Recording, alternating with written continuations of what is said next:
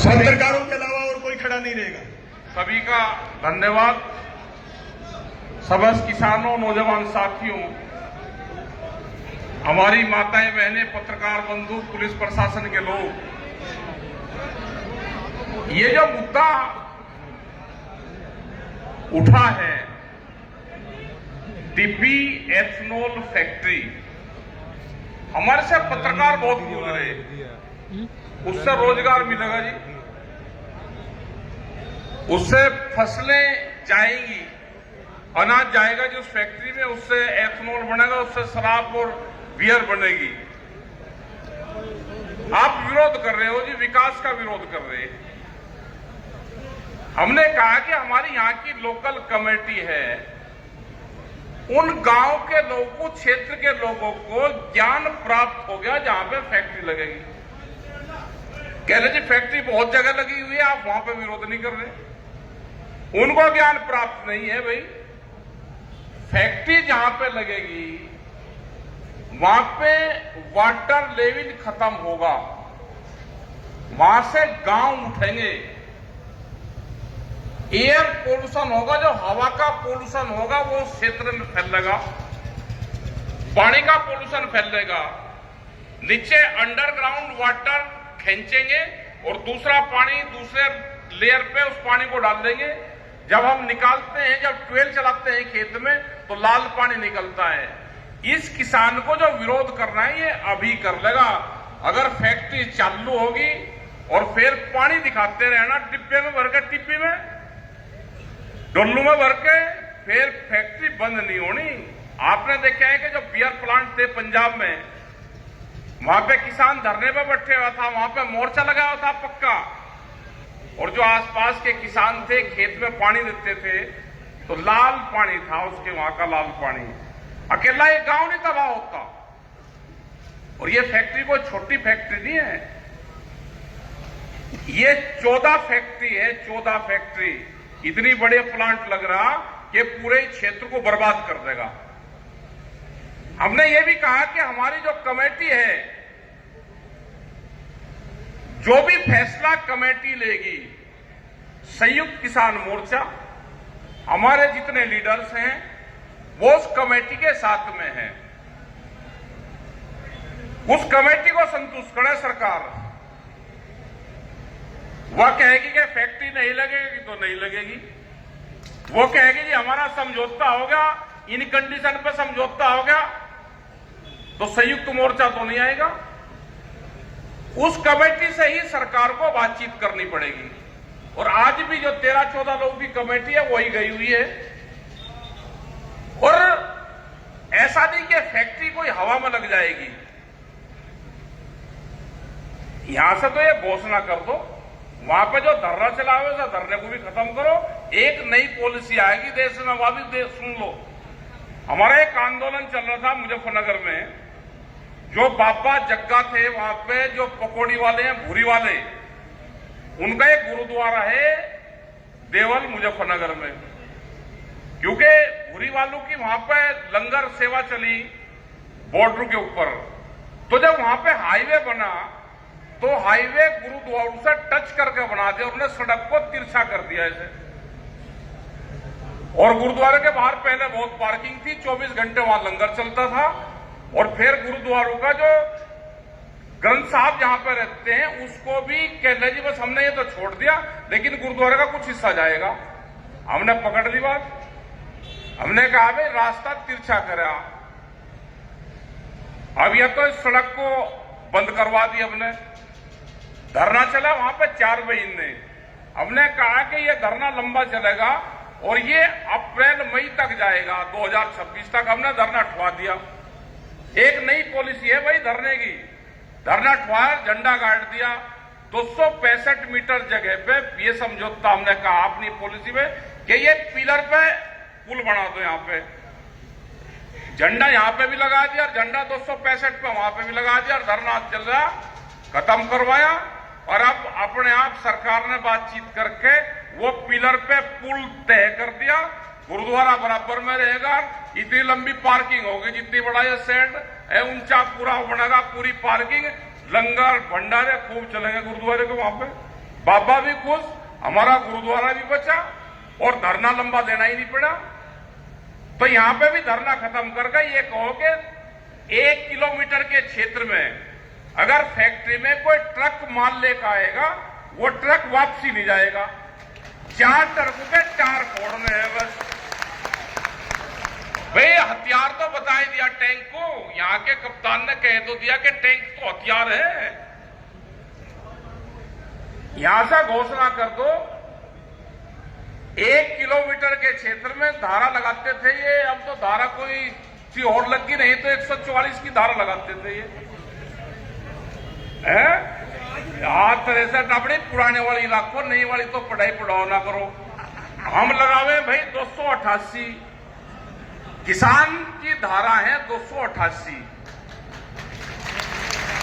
उसका इस्तेमाल करा करो कभी कभी। अच्छा उसका तजर्बा ले लेना।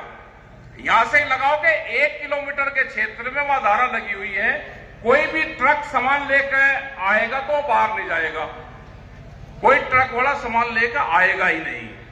और जब सामान नहीं लेकर आएगा कोई हवा से थोड़ा बना देंगे। ये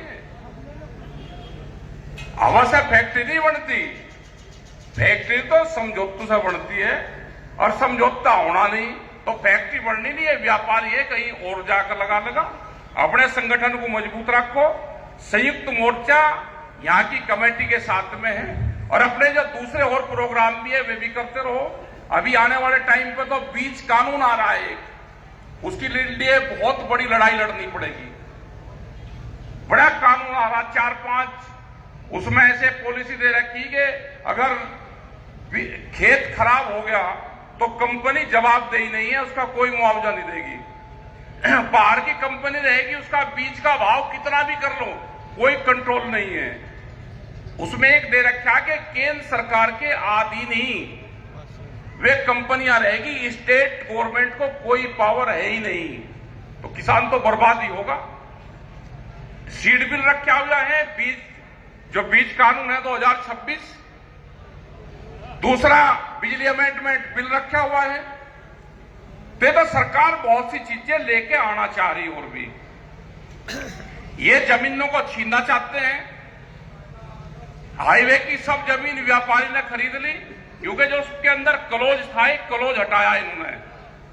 क्लोज था ये कि अगर किसी जमीन पे किसी का कब्जा है, कोई ठेके पे ले रहा, कोई जुताई कर रहा, तो कोर्ट काट में चला जाता था। आज वह क्लोज हटा दिया कि जमीन जिसके नाम है जमीन उसकी है। एक और उसमें उलझा दिया कि जमीन नई खसरे खतौन नहीं बन रही है। एक भाई की 5 एकड़ जमीन है, एक की 3 एकड़ है, तो 3 वाले पे कर दी 6 और उस पे कर दी 1। वो उस पे से केसीसी बनवा रहा है, कहीं दूसरी जगह सौदा कर रहा, तो परिवार लोगों को भी बांटने का काम सरकार कर रही है।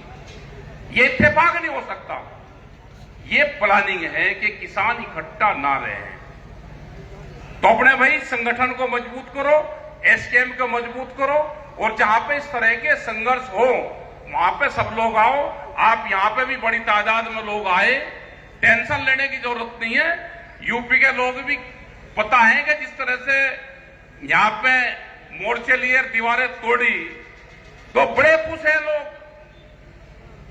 एक ट्रैक्टर वाला था, उसने 2 बार खंभे पे लाइट पे ट्रैक्टर मारा। लाइट पे कहां मारने की जरूरत थी भाई, दीवार पे मारता दूसरी जगह, दीवार कम तोड़ी खंभे पे मारता रहा।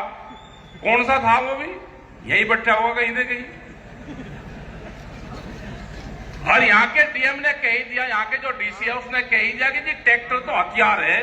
भाई उसका धन्यवाद, कम से कम ट्रैक्टर को हथियार तो बताया। और प्रशासन एक चीज और सुन ले भाई, ध्यान से कान खोल के सुन ले। ये बम्फरों पे ये लगाएंगे कि जिस ट्रैक्टर में बम्फर लग रहा है वो बम्फर उतरवाओ। ये कोई मोटरसाइकिल का साइलेंसर नहीं है कि ये बम्फर उतरेगा। बम्फर ऐसा ही रहेगा, बम्फर हमारा मजबूती के साथ में लगा रहेगा। हम एक ट्रैक्टर से दूसरी ट्रॉली को धकेलने का काम करते हैं। मजबूत रखो, आपके काम आंदोलन में ट्रैक्टर ही आएगा। सबसे बड़ा हथियार हमारा ट्रैक्टर ही है। हमने कोई इसके ऊपर तोप थोड़ा लगा ली, अगर तोप लगा दी किसी ने इसके ऊपर, अगर हम गोला बारूद चला रहे इससे, अरे लड़ाई भिड़ाई में तो भाई क्या पता कौन सा हथियार काम आ जाए। उस टाइम पे कोई लाठी गोदी थोड़ा थी किसानों के पास में, ट्रैक्टर था तो ट्रैक्टर से ही लड़ाई लड़ी जाएगी, उसी से ही ये डरे, और चीज से ना डर रहे, ट्रैक्टर से डर रहे। और अपना ट्रैक्टर भी जहां पे ट्रैक्टर रुक गए कि भाई ट्रैक्टर नहीं जाएगा, बिना ट्रैक्टर के हमारा क्या है भाई, अपने ट्रैक्टर तो जरूर लेकर जाया करो। बढ़िया आपकी मीटिंग हुई, आपका बहुत बहुत धन्यवाद। समस्त हमारे लीडर यहाँ पे हैं, जो भी आपका फैसला होगा हम सब आपके साथ में हैं।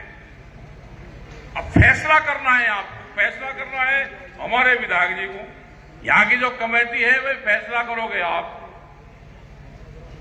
और कहूं तो जाकर भाई पॉलिटिकल आदमी आना नहीं चाहिए मंच पर, पॉलिटिकल आदमी को पकड़ रखो, ये पॉलिटिकल कहां है, ये तो लड़ाई भिड़ाई करके ही तो जीत रहे, नहीं तो इन्हें कौन जीतन देता। और एक बालक सा तो जो छोटा सा है ना बालक सा, वो बड़ा गजब है, उससे पूछ रहे थे कह जी मैं तो कामरेड बलवान सिंह या किसका बता पोता गुलाब सिंह का, हाँ और गुलाब सिंह, ये धरोहर है हमारी आंदोलन की। ये पढ़ाई पढ़ुई तो इसने कर ली, अपना इसे चार्ज दे दो बालकों का, आंदोलन को खड़ा करेगा, ये आने वाले टाइम पे विधायक भी बना ला। इसका ध्यान रखियो अभी से ही, ये तो फौज है फौज। देखो किसका पोता है, गुलाब सिंह जी का। हाँ गुलाब सिंह जी का पोता है, करेगा विधायक भी बनेगा, अपना सीट भी चुन लिया, 2-3 सीटों पर काम करिए अभी से, चल बढ़िया भाई। आपका धन्यवाद पूरी कमेटी का। अभी जो हमारी कमेटी गई हुई है वो आ जाएगी, जो भी वो निर्णय लेगी उसके बाद में सलाह मशवरा करके यहां से फैसला सुना जाएगा। फैसला सुन के ही जाना, ये नहीं कि अभी चलने लोगों, फैसला जो होगा फैसला सुन के ही जाएगा है यहां से। आपका धन्यवाद। जय हिंद, जय भारत, वाहेगुरु जी का खालसा, वाहेगुरु जी की फतेह।